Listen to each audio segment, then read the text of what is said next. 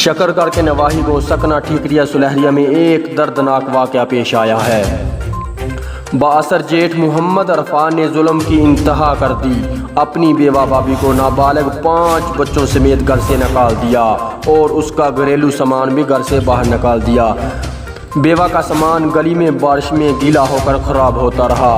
बेवा नसरीन बीबी किसी मसीहा के इंतज़ार में बेयारो मददगार रोती रही, रो रो कर दुहाई देती रही, किसी ने ना सुनी। तफसीलात जानिए इस रिपोर्ट में।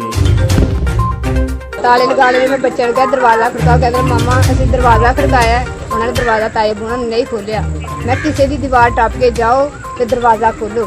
ये दरवाज़ा टप के तो गए ने, उन्होंने दरवाज़ा नहीं खोलिया तो ताई ने भी बाजू पकड़ के ऐसे बच्चे का तो बाजू में रोकता है, कहते आप दफ़ा हो इधर से क्या करने हैं। तो बेटा मेरा इधर आ गया तो बेटे ने कहा मामा ना उसने ना हमारे बाजू खींच ली है, कहते बाहर चला जाओ। फिर आए ने दोबारा, मैं समान तार के ना तिना बच्चा लिया के बड़े ने तुसी ना इधर खड़ी हो जाओ। अच्छा ये बताएं कि आपके खामद का कितने साल हुए फोत हुए, उनका नाम क्या था? आज से 5 साल हो गए। ये सामान निकालने की वजह क्या है?